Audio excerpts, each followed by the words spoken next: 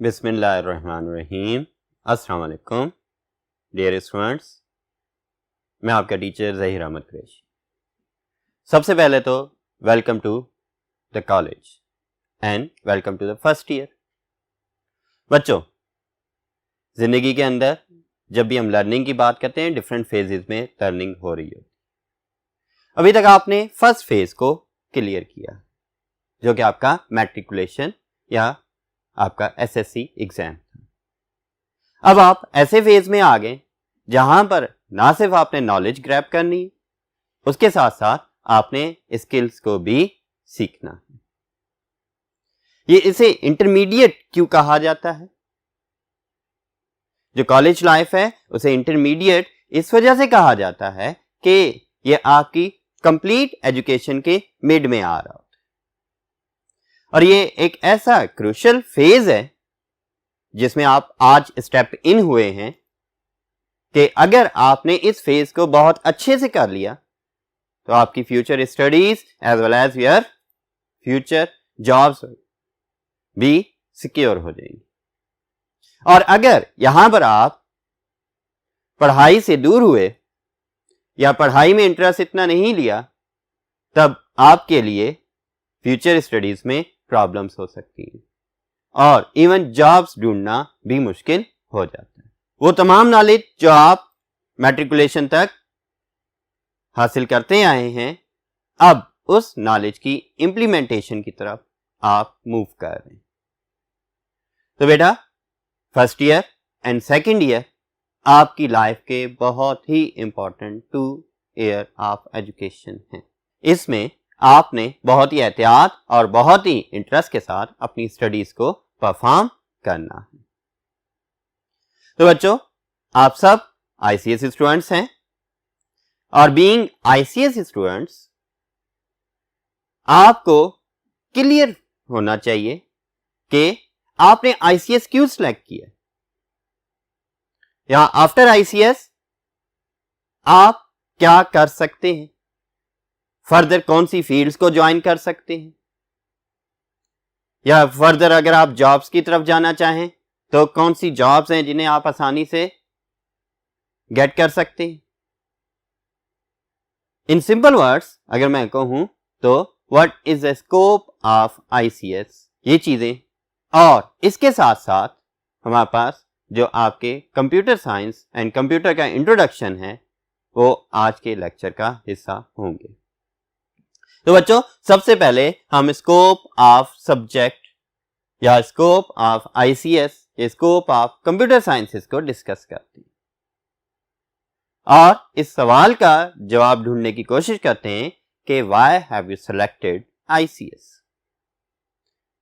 बच्चों, याद रखो कि मार्क्स इतने मैटर नहीं करते जितनी नॉलेज मैटर कर रही है। ऑल्दो डिफरेंट प्रोसेसेस हैं, उनके अंदर मार्क्स को इंपॉर्टेंस दी जा रही होती है, लेकिन सबसे मेजर कंसर्न आपका नॉलेज हासिल करना होना चाहिए। ठीक है, सिर्फ डिग्री हासिल करने से ही बंदा कामयाब नहीं होता, लेकिन अगर हम उसे सक्सेसफुली इंप्लीमेंट करते हैं, हमारे पास इतनी नॉलेज हो कि कौन सी चीज किस जगह पर किस तरह से परफॉर्म करनी है, तो फिर ही हम सक्सेसफुल होते हैं। तभी उस डिग्री का, उस नॉलेज का, उस पढ़ाई का कोई ना कोई फायदा होता। तो बेटा, इसे हम डिस्कस करते हैं और बीइंग आईसीएस स्टूडेंट्स हमारे पास सबसे पहले क्या क्वेश्चन आता है, व्हाट इज आईसीएस। ऑल्दो आप लोग प्रॉस्पेक्टस स्टडी करके आए और उसके साथ साथ आपने बहुत सारी नॉलेज भी कलेक्ट की है आईसीएस से रिलेटेड। क्या हम आईसीएस पढ़ने जा रहे हैं, आईसीएस की क्लासेस अटेंड करने जा रहे हैं, तो आईसीएस में है क्या? तो एक इंट्रोडक्शन लेते हैं और उस इंट्रोडक्शन के बाद हम अपने सब्जेक्ट की तरफ मूव करेंगे और फिर कंप्लीटली अपने सब्जेक्ट को डिस्कस करेंगे। तो बेटा, what is ICS? ICS basically एक इंटरमीडिएट फील्ड है और ये stands for intermediate in computer sciences आ जाता है। इंटरमीडिएट मींस जो आपकी एफएससी है या जिसे आप कहते हैं HSSC, higher secondary school certification, उसकी एक फील्ड आईसीएस और वो स्टैंड्स करता है इंटरमीडिएट इन कंप्यूटर साइंसेस। ये बेसिकली 2 ईयर डिग्री प्रोग्राम है और इसके बाद आपको HSSC की डिग्री दे दी जाती है। और इसके जो मेजर सब्जेक्ट्स की बात अगर हम करते हैं तो इसके अंदर आप 3 मेजर सब्जेक्ट्स पढ़ते हैं और 3 कंपल्सरी सब्जेक्ट्स होते हैं आपके। कंपल्सरी सब्जेक्ट्स में आपके पास इंग्लिश, उर्दू एंड इस्लामियात। इसके साथ साथ जो मेजर सब्जेक्ट्स हैं उनमें सबसे मेन सब्जेक्ट आईसीएस का जो है वो आपके पास कंप्यूटर साइंसेस आ जाता है। कंप्यूटर साइंस आपका एक सब्जेक्ट और इसके साथ साथ जो दूसरा सब्जेक्ट आईसीएस स्टूडेंट्स ने लाजमी पढ़ना होता है वो आपका मैथमेटिक्स आ जाता है। मैथमेटिक्स के साथ साथ थर्ड सब्जेक्ट में आपको चॉइस दी जाती है, फिजिक्स और स्टैटिस्टिक्स। कुछ बोर्ड्स, कुछ इंस्टीट्यूशंस मैथ की चॉइस भी देते हैं, मींस मैथ्स की जगह के ऊपर इकोनॉमिक्स भी पढ़ाई जाती है, तो वो जनरल साइंसेस में आ जाता है। जबकि अगर हम यहां पर देखें तो यहां पर हमारे पास 2 मेन सब्जेक्ट्स आ जाते हैं, कंप्यूटर साइंसेस एंड मैथमेटिक्स। बेटा मैथ और कंप्यूटर साइंसेस दोनों बहुत ही इंटर रिलेटेड सब्जेक्ट्स हैं। कहते हैं कि हर वो एक्सप्रेशन या हर वो सिनेरियो जिसे हम मैथमेटिकली रिप्रेजेंट कर सकें, हम उसका कंप्यूटर प्रोग्राम भी लिख सकते हैं। तो अगर यही चीज देखें कि इतना इंपॉर्टेंट आपके पास रिलेशनशिप है बिटवीन मैथ एंड कंप्यूटर, याद रखना है बच्चों, आईसीएस के अंदर ना सिर्फ आपने कंप्यूटर साइंसेस बहुत अच्छे से पढ़नी है, उसके साथ साथ मैथमेटिक्स को भी आपने बहुत ज्यादा इंपॉर्टेंस देनी है। तो आप जो क्लास बैठी है ये इन तीनों मेजर सब्जेक्ट्स में से किसी एक ग्रुप को कैरी कर रही है, मींस कंप्यूटर साइंस, मैथ और एंड फिजिक्स, या फिर computer science, math and statistics. दोनों फ्यूचर कंसर्न है और दोनों में इतना ज्यादा डिफरेंस नहीं है और बहुत सारी फील्ड्स आपके लिए आगे मौजूद हैं जिनमें आप अप्लाई कर सकते हैं। कुछ ही देर में हम उन फील्ड्स को भी डिस्कस करेंगे। अब हम स्कोप ऑफ आईसीएस देखते हैं कि आप जो आईसीएस सिलेक्ट करके आए हैं आपको क्या फायदा होगा अब इस आईसीएस का। तो बेटा ये याद रखें कि it is best for students, उन स्टूडेंट्स के लिए बेस्ट है हु वांट इनोवेशन, जो कुछ नया करना चाहते हैं, जो पुरानी चीजों को ही कॉपी करके आगे नहीं चलना चाहते बट कुछ नया तख्लीक करना चाहते हैं, कुछ नया इजाद करना चाहते हैं, कुछ नया प्रोग्राम करना चाहते हैं, कोई नए आइडियाज के साथ मौजूद है, उनके लिए बेस्ट है। और who want to explore modern trends, latest modern trends हैं उनको एक्सप्लोर करना चाहते हैं स्टूडेंट्स, उनके लिए आईसीएस बेस्ट फील्ड आ जाती है। इसके साथ साथ अगर हम देखें and who keep interest in computing field, जो छोटी क्लासेस से ही कंप्यूटर पढ़ते आ रहे हैं और उनका इंटरेस्ट है कि हम कंप्यूटर की फील्ड में जाएं, या बहुत सारे ऐसे बच्चे हैं आप में जो पहले से ग्राफिक डिजाइनर्स हैं, जो पहले से प्रोग्रामर्स हैं, जो पहले से वेब डेवलपर्स हैं, जो पहले से फ्रीलांसर्स हैं, तो उनके लिए ये आईसीएस या ये फील्ड बहुत ही ज्यादा इंपॉर्टेंट है। Students of ICS has greatest opportunities because almost every organization has IT department. आजकल देखें तो हर ऑर्गेनाइजेशन के अंदर कंप्यूटर्स लगे हुए और उन कंप्यूटर्स को मैनेज करने के लिए और उनके ऊपर ऑपरेशंस को मैनेज करने के लिए हर ऑर्गेनाइजेशन के अंदर आईटी डिपार्टमेंट भी मौजूद है। और उस आईटी डिपार्टमेंट के अंदर डिफरेंट टाइप ऑफ जॉब्स भी होती हैं, लाइक नेटवर्क एडमिनिस्ट्रेटर होता है, डेटाबेस एडमिनिस्ट्रेटर होता है, सिस्टम इंजीनियर होता है, सॉफ्टवेयर इंजीनियर होता है, और इसी तरह से आपके पास प्रोसेस मैनेजर्स होते हैं, डिफरेंट जॉब्स मौजूद होती हैं डिपार्टमेंट में। सो आप उनमें से किसी एक जॉब को भी ऑब्टेन कर सकते हैं। इसी में मजीद फील्ड्स को हम डिस्कस करेंगे जो कि इसके स्कोप से रिलेटेड है कि अगर आपने आईसीएस सेलेक्ट किया है तो अब आपके पास कौन कौन से अपॉर्चुनिटी डोर्स हैं, कौन कौन सी ऐसी फील्ड्स हैं जिनमें जाकर आप अपने आप को मनवा सकते हैं, अपनी स्किल्स को एक्सप्लोर कर सकते हैं। ठीक है, इसके लिए चलते हैं नेक्स्ट बोर्ड की तरफ। जी बच्चों, अब हम इस बोर्ड के ऊपर उन तमाम फील्ड्स को डिस्कस करते हैं जिनमें आईसीएस स्टूडेंट्स खुद को एक्सप्लोर कर सकते हैं, अपने फंक्शंस परफॉर्म कर सकते हैं और अपनी स्टडीज को फर्दर यूनिवर्सिटीज में जाकर कंप्लीट भी कर सकते हैं और अपना फ्यूचर बना सकते हैं। तो बेटा, इनमें आपके पास सबसे पहले कंप्यूटर इंजीनियरिंग आती है जो कि कंप्यूटर हार्डवेयर सॉफ्टवेयर दोनों से रिलेटेड आ जाती है। इसके साथ साथ सिस्टम इंजीनियरिंग आती है। सिस्टम, कंप्लीटली सिस्टम की अगर हम बात करें, सिस्टम के अंदर सिर्फ कंप्यूटर नहीं आता, सिस्टम के अंदर आपके पास सॉफ्टवेयर, हार्डवेयर, फिर यूजर्स, फिर कम्युनिकेशन लिंक्स और भी जितने भी रिलेटेड कंपोनेंट्स आ जाते हैं वो सारे के सारे मिलकर सिस्टम बना रहे होते हैं। अब किसी भी फील्ड के अंदर, किसी भी ऑर्गेनाइजेशन के अंदर कंप्यूटर को किस तरह से इफेक्टिवली यूज किया जा सकता है, that is a part of system engineering. और ये एक पूरी फील्ड है जिसके जरिए आप स्टडीज को कंप्लीट और जिनमें जॉब्स परफॉर्म कर सकते हैं। देन सॉफ्टवेयर इंजीनियरिंग आ जाती।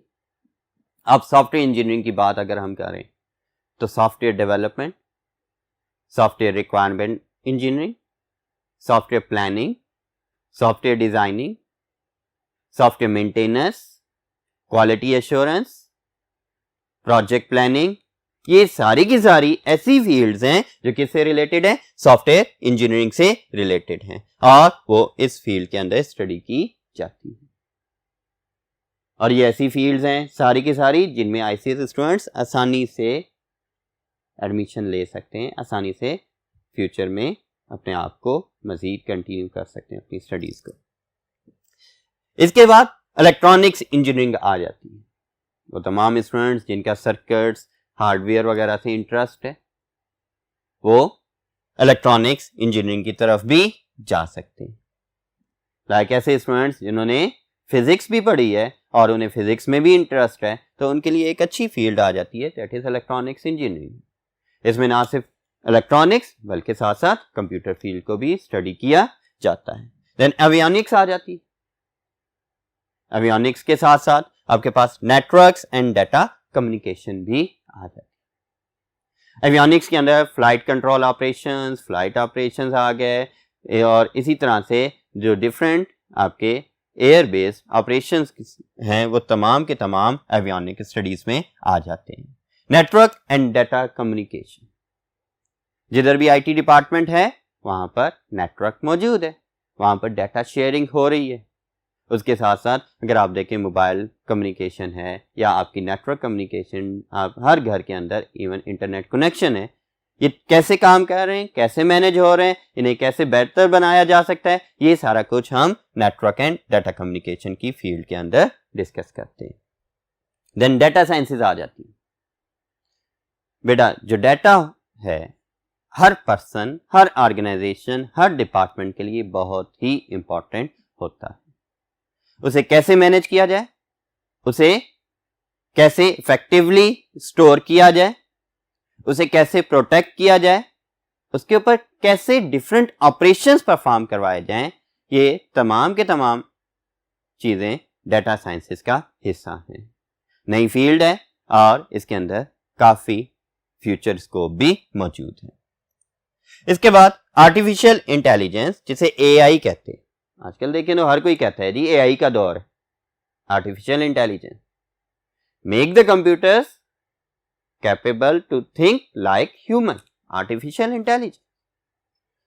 एंड रोबोटिक्स मीन साथ में रोबोटिक्स भी आ गए कि रोबोट्स या कंप्यूटर्स को इतना इंटेलिजेंट बना देना कि वो ह्यूमन लाइक एक्टिविटीज को परफॉर्म कर सके, ह्यूमन एक्सप्रेशंस दे सके, वो ह्यूमन की तरह रिस्पॉन्स दे सकें, सोच सकें। ये सारा कुछ किसमें, आर्टिफिशियल इंटेलिजेंस एंड रोबोटिक्स के अंदर आ जाता है। ये भी बहुत ही ज्यादा इंपॉर्टेंट फील्ड है और इसमें बहुत ही ज्यादा वर्क भी हो रहा है, बहुत रिसर्चेस भी हैं और बहुत ज़्यादा डेवलपमेंट भी मौजूद है। जिस तरह से आप कह लें कि स्मार्ट होम्स, हाइब्रिड कार्स, ये सारे के सारे किस में आते हैं? आर्टिफिशियल इंटेलिजेंस वगैरह में ही आ रहे हैं। उसके बाद आपके पास एक और फील्ड आती है, डेट इज क्लाउड कंप्यूटिंग। अब क्लाउड कंप्यूटिंग मीन्स आपने अपना डाटा या अपनी रिसोर्सेस यूज नहीं करनी, बल्कि इंटरनेट के थ्रू किसी और की सर्विसेज को, किसी और की रिसोर्सेज को यूज करना है। आपका डाटा आपके कंप्यूटर्स में स्टोर नहीं है, ऑन द इंटरनेट कहीं और स्टोर्ड है इन द क्लाउड।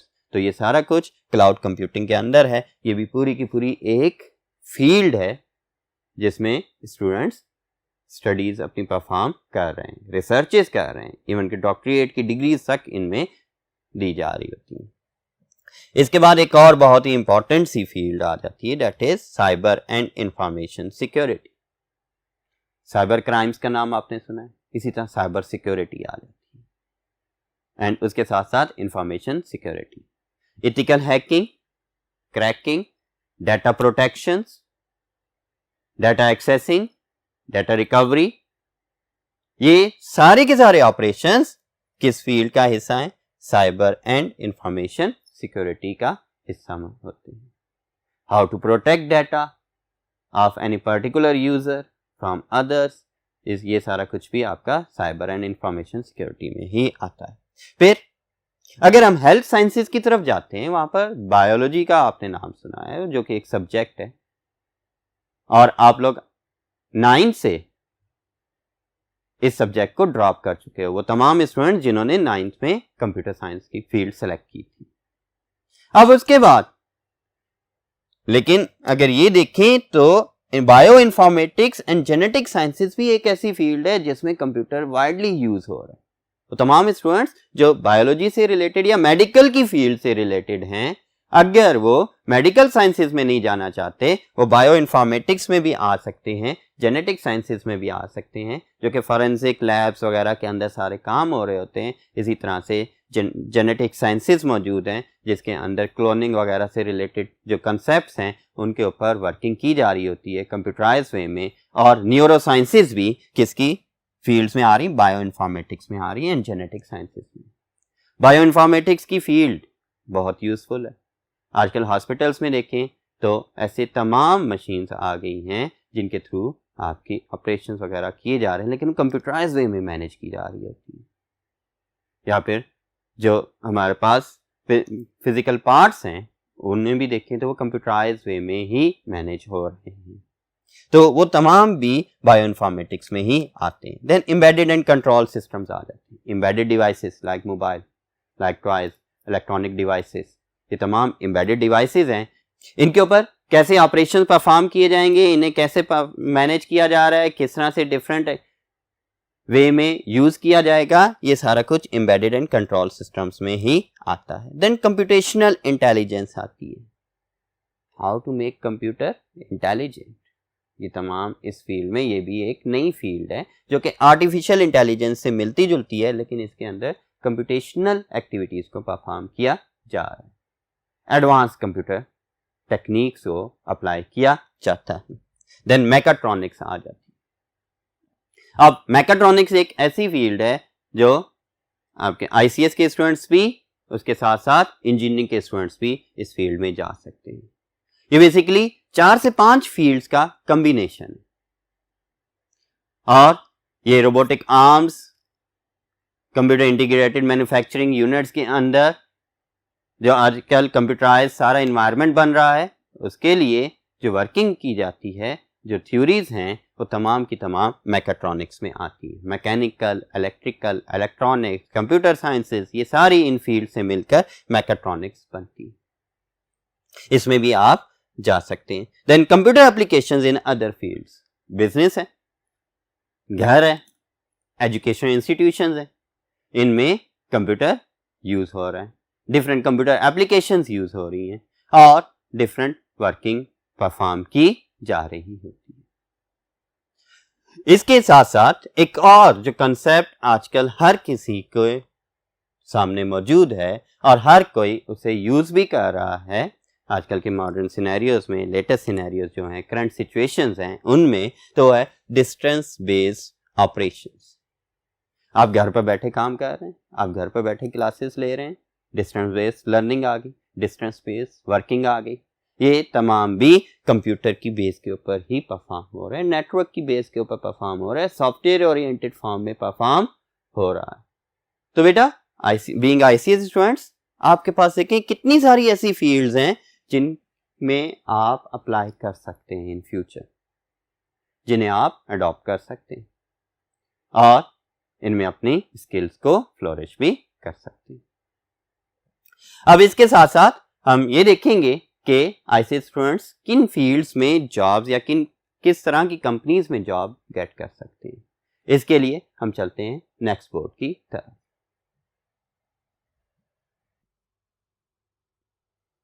जी बेटा, अब हम देखते हैं कि किस तरह की ऑर्गेनाइजेशंस के अंदर आईसीएस स्टूडेंट्स या कंप्यूटर साइंस के स्टूडेंट्स जॉब गेट कर सकते हैं। तो इनके अंदर आईटी फर्म्स आ जाती हैं, बहुत सारी आईटी फर्म्स हैं जो आईटी रिलेटेड ऑपरेशंस परफॉर्म कर रही हैं। What is IT? Information technology, use of computer to transfer data from one point to another is called IT.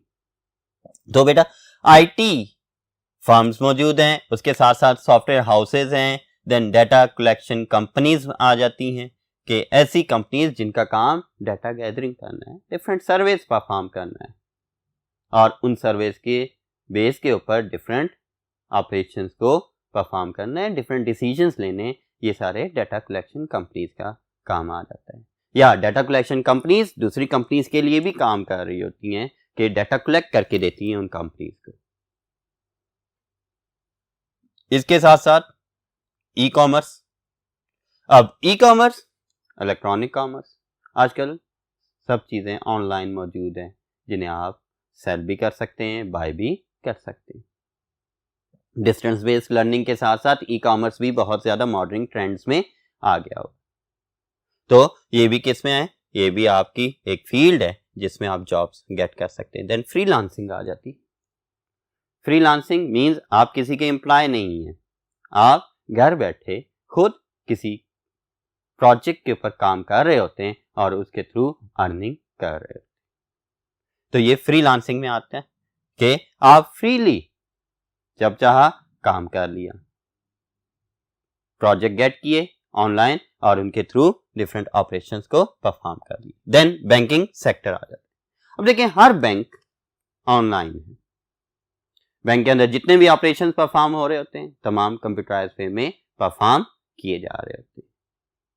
Banks वो ऑर्गेनाइजेशंस हैं जो पेपरलेस कंसेप्ट के ऊपर काम कर रही हैं और इन फ्यूचर बैंक्स में पेपर नाम की कोई चीज नहीं होगी, तमाम ऑपरेशंस कंप्यूटर के थ्रू ही परफॉर्म किए जाएंगे। तो बैंकिंग सेक्टर के अंदर भी कंप्यूटर साइंस के स्टूडेंट्स जॉब्स गेट कर सकते हैं।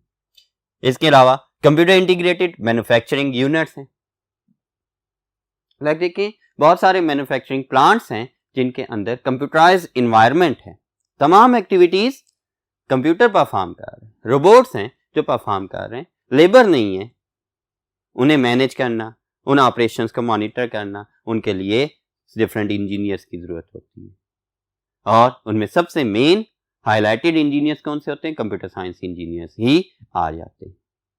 तो ये भी एक बहुत ही बड़ी फील्ड है जिसके अंदर आप अपनी जॉब्स वगैरह भी गेट कर सकते हैं। तो बेटा ये कुछ मेजर फील्ड्स या मेजर कंपनीज या मेजर एरिया से जिनमें आप जॉब परफॉर्म कर सकते हैं और इस तरह से आपको अच्छे से आपके स्कोप का पता लग गया होगा कि अगर आप कंप्यूटर साइंस की क्लास में बैठे हैं या आईसीएस के स्टूडेंट्स हैं तो आपको आईसीएस की फील्ड ज्वाइन करने का कितना बड़ा फायदा है।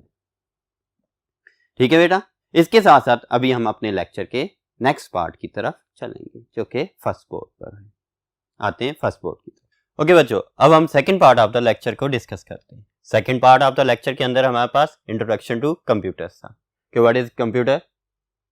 तो इससे पहले हमारे पास कंप्यूटर साइंस की डेफिनेशन को देखते हैं। बेटा आपको पता होना चाहिए कि what is computer science, although ये आपसे पूछी नहीं जाती लेकिन फिर भी आपको पता होना चाहिए, आपके पास ये लिखी होनी चाहिए। कोई भी आपसे पूछ लेता है कि what is computer science, so हमारे पास computer science is the study of computers and computing. ये बेसिकली स्टडी है कंप्यूटर्स की एंड कंप्यूटिंग। कंप्यूटिंग के अंदर कंप्यूटर्स भी आ रहे हैं, कंप्यूटिंग डिवाइसेस भी आ रही, और वो तमाम ऐसी डिवाइसेस जिनके अंदर कंप्यूटर यूज होता है वो भी आती है। Their theoretical and algorithmic foundations, उनकी जो थ्योरेटिकल फाउंडेशंस हैं, प्रिंसिपल्स हैं, और एल्गोरिथमिक प्रिंसिपल्स यानी कि जो प्रोसेसेस डिफाइंड है, वो use of hardware and software, use of hardware and software for processing information. इसी तरह से बेटा देखें कि हार्डवेयर और सॉफ्टवेयर को कैसे यूज करना है ताकि उससे इफेक्टिवली इंफॉर्मेशन को प्रोसेस किया जा सके। देन मॉडलिंग डाटा, जो डाटा हम कंप्यूटर्स के अंदर स्टोर कर रहे हैं या उसे हमने प्रोसेस करना है, तो उसे किस तरह से प्रोसेस करना है, किस तरह से स्टोर करना है, और उसे इफेक्टिव इंफॉर्मेशन में कैसे कन्वर्ट करना है, ये सारा कुछ भी कंप्यूटर साइंस के अंदर आ जाता है। इसके साथ साथ कंप्यूटर नेटवर्क डिजाइन्स, मींस जो हम डिफरेंट कंप्यूटर्स को आपस में इंटरकनेक्ट करवाते हैं वो किन बेसिस पर करवा रहे हैं, ये भी कंप्यूटर साइंस का हिस्सा है। As well as computer architecture experimentations के, जो हमारे पास कंप्यूटर आर्किटेक्चर है उससे रिलेटेड एक्सपेरिमेंटेशंस के किस तरह से हम कंप्यूटर के आर्किटेक्चर को, कंप्यूटर हार्डवेयर को इम्प्रूव कर सकते हैं, बेटर बना सकते हैं, फास्टर बना सकते हैं, हायर इन प्रोसेसिंग स्पीड बना सकते हैं, ये सारे काम भी हमारे किसका हिस्सा होते हैं, कंप्यूटर साइंस का हिस्सा होते हैं। और इन तमाम चीजों की स्टडी को क्या कहा जाता है, कंप्यूटर साइंस कहा जाता है। तो बेटा ये थी आपके पास कंप्यूटर साइंस की डेफिनेशन। इसके साथ साथ हम कंप्यूटर को डिस्कस करेंगे। What is a computer? So computer जो आपके चैप्टर 1 का फर्स्ट टॉपिक भी है, ये इसकी ब्लॉक डायग्राम देखते हैं कि कंप्यूटर क्या है। कंप्यूटर बेसिकली एक ऐसी इलेक्ट्रॉनिक डिवाइस है जो कुछ ऑपरेशंस परफॉर्म कर रही होती है ऑन डाटा और उसे इंफॉर्मेशन में कन्वर्ट कर रही होती है, और इसके साथ साथ डिफरेंट ऑपरेशंस को भी परफॉर्म कर रही होती है। तो कंप्यूटर के अंदर कौन कौन से कंपोनेंट्स या कौन कौन से ऑपरेशंस परफॉर्म हो रहे होते हैं? सीपीयू के थ्रू प्रोसेसिंग परफॉर्म हो रही होती है। क्या परफॉर्म हो रहा होता है? यहां पर हमारे पास प्रोसेसिंग परफॉर्म हो रही होती है, और वो कौन प्रोसेसिंग परफॉर्म करता है? सीपीयू। यूजर से इनपुट ली जाती है, उस इनपुट को मेन मेमोरी में स्टोर किया जाता है, मेन मेमोरी से फिर सीपीयू को ट्रांसफर किया जाता है ताकि उसके ऊपर प्रोसेसिंग परफॉर्म हो, और उस प्रोसेसिंग को परफॉर्म करने के बाद दोबारा मेन मेमोरी में डाटा को ट्रांसफर कर दिया जाता है। फिर या तो उसे स्टोर कर लिया जाता है या फिर आउटपुट डिवाइसेस के थ्रू आउटपुट प्रोड्यूस कर दी जाती है। तो बेसिक जो कंप्यूटर के ऑपरेशंस हैं या कंप्यूटर किस तरह से एक्टिविटीज को परफॉर्म कर रहा होता है या कंप्यूटर है क्या? कंप्यूटर एक इलेक्ट्रॉनिक डिवाइस है जिसका काम डाटा को इंफॉर्मेशन में कन्वर्ट करना होता है और उस डाटा के ऊपर डिफरेंट ऑपरेशंस परफॉर्म करना है। ये बेसिकली इसका फंडामेंटल जॉब आ जाती है। आजकल कंप्यूटर ऑलमोस्ट एवरी फील्ड में यूज हो रहा है और हर तरह के ऑपरेशंस को परफॉर्म कर सकता है। हम उसके जरिए एंटरटेनमेंट भी ले रहे हैं, उसके जरिए से डिफरेंट ऑफिस रिलेटेड ऑपरेशंस को परफॉर्म कर रहे होते हैं, हम उसके जरिए से मॉनिटरिंग भी कर रहे होते हैं, उसके जरिए से ऑपरेशन कंट्रोल भी कर रहे होते हैं। तो कंप्यूटर बेसिकली एक इलेक्ट्रॉनिक डिवाइस है। इसकी ब्लॉक डायग्राम ये सामने आ गई कि इसके अंदर ये 5 मेजर कंपोनेंट्स या पार्ट्स आ जाते हैं, या 5 मेजर ऑपरेशन जो परफॉर्म हो रहे होते हैं वो इसी तरह से हो रहे होते हैं कि इनपुट से मेन मेमोरी, देन सीपीयू से दोबारा main memory, and then storage से फिर मेन मेमोरी में, एंड देन आउटपुट। इस तरह से ये ऑपरेशंस परफॉर्म होते हैं। तो चलते हैं इसकी डेफिनेशन की तरफ ऑन नेक्स्ट बोर्ड और देखते हैं कि इसे हम किस तरह से डिफाइन करेंगे। ओके बच्चों, अब हम कंप्यूटर को डिफाइन करते हैं और वो डेफिनेशन देखते हैं जो आप लोगों ने याद करनी है, अपनी कॉपीज में लिखनी है, और अगर पेपर वगैरह में आपसे पूछी जाती है इसकी डेफिनेशन तो ये डेफिनेशन आपने वहां पर लिखनी है। बेटा computer is an electronic device, याद रखना है कंप्यूटर एक डिवाइस है। जो लेटेस्ट कंप्यूटर्स हैं ये मशीन्स नहीं है। अर्ली कंप्यूटर्स को हम मशीन्स कह सकते थे, क्यों? क्योंकि वो मैकेनिकल वर्क्स परफॉर्म करते। जो मॉडर्न कंप्यूटर्स हैं ये इलेक्ट्रॉनिक डिवाइसेस होते हैं और इनका काम क्या है? That takes data as input from user. एक ऐसी इलेक्ट्रॉनिक डिवाइस है जो डेटा गेट करती है from user as input, takes data as input from user. इसके बाद परफॉर्म्स ऑपरेशंस, फिर उस डेटा के ऊपर ऑपरेशंस को परफॉर्म करती है on data at very high speed. याद रखिएगा at very high speed. Human processing and computer processing में फर्क भी यही है कि कंप्यूटर मिलियंस ऑफ इंस्ट्रक्शंस को, बिलियंस ऑफ इंस्ट्रक्शंस को इन अ सेकंड परफॉर्म कर लेता है, बट ह्यूमन में टेक मोर टाइम। तो बेटा ये perform operations on data at very high speed, stores relevant information और आप डेटा कह लें रेलिवेंट डेटा बिफोर और आफ्टर प्रोसेसिंग, यानी प्रोसेसिंग से पहले भी डेटा स्टोर हो रहा है मॉडर्न कंप्यूटर्स में, और जैसे ही प्रोसेस होता है कंप्लीट तो उसके बाद भी डेटा स्टोर हो जाता है। And then produces the results as output for the user. User जिस तरह से आउटपुट रिक्वायर कर रहा है उस तरह से उन रिजल्ट्स को प्रोड्यूस भी कर देता है। तो बेटा वही चार ऑपरेशंस देखें कि कंप्यूटर एक इलेक्ट्रॉनिक डिवाइस है जिसका काम इनपुट लेना है, उसके ऊपर ऑपरेशंस परफॉर्म करना है बाय सीपीयू, देन उसे स्टोर करना है बिफोर और after processing. Before processing main memory में, आफ्टर प्रोसेसिंग परमानेंटली कहां पर? स्टोरेज में। Then produces results as output, then ये आउटपुट ऑपरेशन परफॉर्म भी किया जा रहा है। इन ऑपरेशंस को हम नेक्स्ट लेक्चर के अंदर डिटेल में देखेंगे।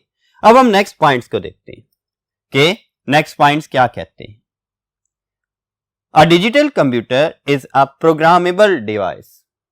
बच्चों याद रखें कंप्यूटर्स तीन टाइप्स के, डिजिटल, एनालॉग एंड हाइब्रिड। ठीक है, हम जो डिस्कस करेंगे वो डिजिटल कंप्यूटर के बारे में डिस्कस करेंगे। डिजिटल कंप्यूटर बेसिकली डेटा को बाइनरी फॉर्म में प्रोसेस कर रहा होता है। बेसिकली डिजिटल कंप्यूटर्स क्या है? प्रोग्रामेबल डिवाइसेस हैं that takes data and executes a programmed list of given instructions। ये एक ऐसी प्रोग्रामेबल डिवाइस है जो कि एग्जीक्यूट करती है, प्रोसेस करती है किसको? Programmed list of given instructions को। इसे पहले हम प्रोग्राम कर सकते हैं और जिस सीक्वेंस में हम इंस्ट्रक्शंस प्रोवाइड करेंगे उसी सीक्वेंस के अंदर ये उन इंस्ट्रक्शंस को एग्जीक्यूट भी कर देगी।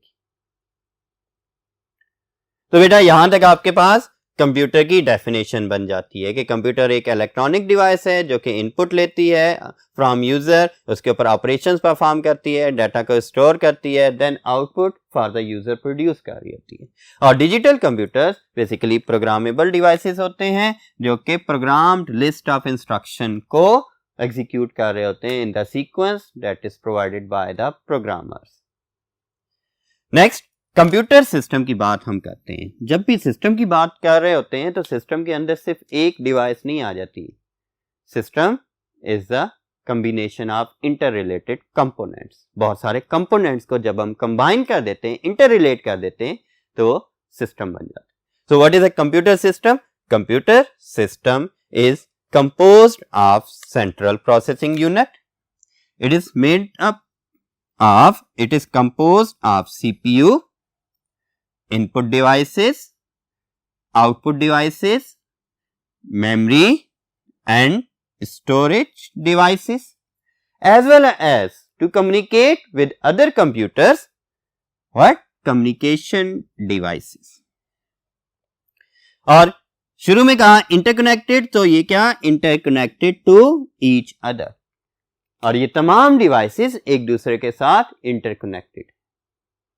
However, CPU is the main component, और CPU बेसिकली क्या है, मेन कंप्यूटर कंपोनेंट है, that interprets, जो कि ट्रांसलेट करता है, एंड एग्जीक्यूट्स, और उसके ऊपर ऑपरेशंस परफॉर्म करता है, किसके ऊपर, द इंस्ट्रक्शंस। सीपीयू ने क्या करना है, इंस्ट्रक्शंस को इंटरप्रेट करना है, पहले ट्रांसलेट करना है कि what the instruction is about, और फिर कौन से ऑपरेशन परफॉर्म करने, ये चीज इवेलुएट करके उसने वो ऑपरेशंस भी परफॉर्म करने। तो बेटा ये था आपके पास आज का लेक्चर, जिसमें हमने पहले scope of the computer sciences देखा, स्कोप ऑफ द आईसीएस, और उसके बाद कंप्यूटर की डेफिनेशन डिस्कस की। उम्मीद है कि आज का आपका पहला लेक्चर अच्छा गुजरा होगा, बहुत कुछ सीखने को मिला होगा, और कंप्यूटर की डेफिनेशन को आप अच्छे से याद भी कर लोगे। इजाजत चाहता हूं, अल्लाह हाफिज।